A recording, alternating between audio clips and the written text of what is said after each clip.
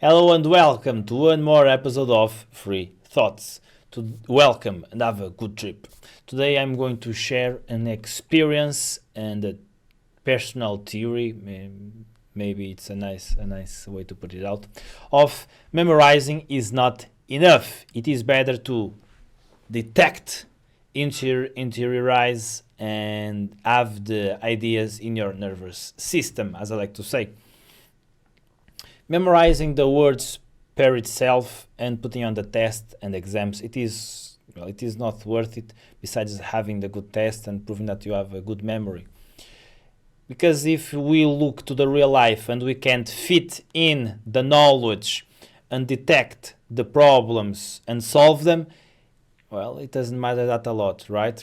If we have all the solutions and all the tools memorize but can't really see the problem or can't pick up the words or the tools and solve the problem, it isn't worth, well, pretty much anything, because we are, well, freaked out. We can be freaked out because of anxiety. We don't know what to do, how to apply the tools, even though we have all the theory. That's why I think it's very interesting, creativity or imagination, because we can give meaning, and with meaning I say we can give a life to the words, to the knowledge, in the sense that we create an environment on our head where that knowledge lives and we can feel the knowledge, in the sense that we give images to the knowledge, we give like a story to the knowledge, a feeling, and then we put idea on our nervous system. And for me, that's really when the knowledge gets really deep inside of us, and it's really interesting. And I believe this is true also, influenced by this book Limitless from Jim Quick, because from what I understand, Jim with his book, besides this book Limitless, he says that to speed reading we don't vocalize the word, so we don't say memorize is not knowing. No, we just look and capture the information, the meaning, and that's really interesting. And I remember seeing one of his lectures, and he was sharing an experience from one of his, not teachers, not colleagues. What's the right word? The word is students. And it was her student, one of her students, and she said that after reading a book, non-vocalizing the words, that she was felt like inside the book. She had like an internal environment that was really alive, with the trees and the beach and the sounds. It was really inside the book. Like he had a whole imagery inside her head that made her feel like inside the book, inside the knowledge, translated by my words. And I really think that's when the knowledge gets really deep inside of us. It's when we can give meaning and images to the knowledge, because then we attach more emotion to that, and we can like detect where the knowledge starts, where the knowledge ends. And that's really interesting, at least for me. We can see where the knowledge starts, ends, at least from what we know, and we can expand throughout time, how we want in real life, and we can see more and more where that knowledge applies, and we get more sensible to that knowledge, to that theory, and we can detect on the real life when it is happening, when it is not happening, without thinking. It's just embody on us, because it's on our nervous system, because we imagine it how it is. We give life to words and to the knowledge. We give it meaning, a visual world, and that's really interesting. And maybe a nice way of doing it, besides not rationalizing too much, even though we have to rationalize to understand some complex concepts, and it is at least that's a presumption of mine. When I saw a 1 hour course from Jim Quick about speed reading, I was trying on scientific papers and some other books, and I was like, man, I have to stop. I felt that I had to stop to understand some words, because I was going and going and going and going and going, and at the end I was like a little bit confused. a little bit confused because there were some words there that the knowledge or the meaning of them, it didn't really went really deep on my brain. But that's maybe some individual variance. I don't know. Maybe some of you can help me with this.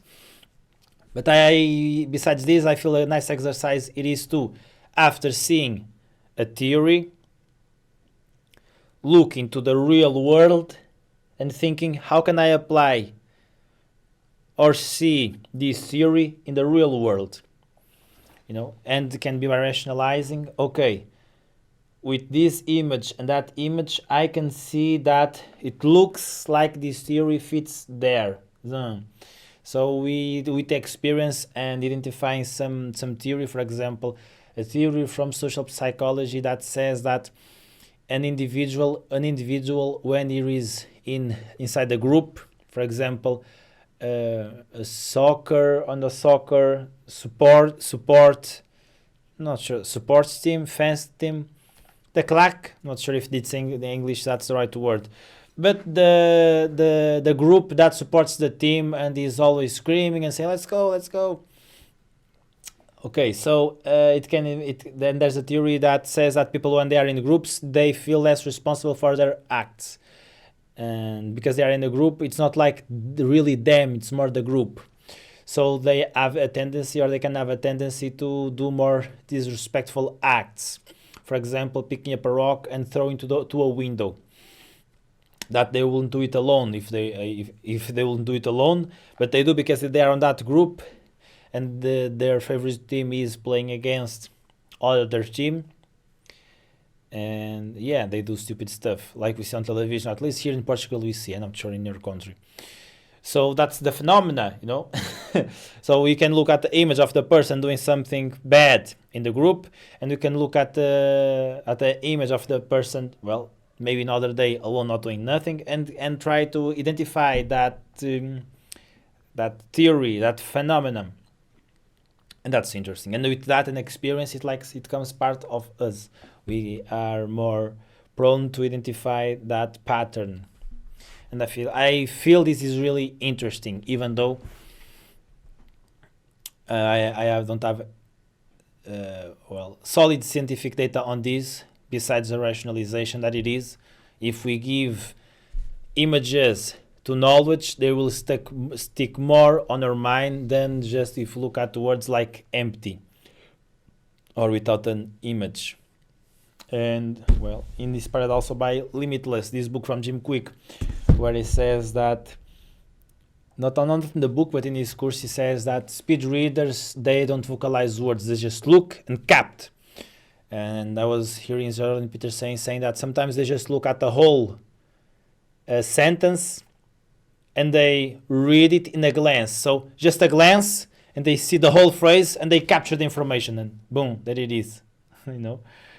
Remember, not vocalizing or sub-vocalizing what we are seeing in the words. So that's interesting. And there is some nice exercises on the internet for free that you can see on how to speed read faster. Maybe for simple matters it works best. For complex matters, I don't feel it really suits me right now, but hey, maybe I am the one that has to improve.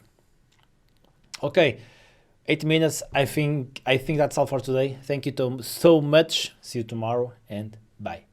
Good luck. Improve your quality of life with my weekly lectures. I do other services as well. If you are interested, links on the description. Thank you so much.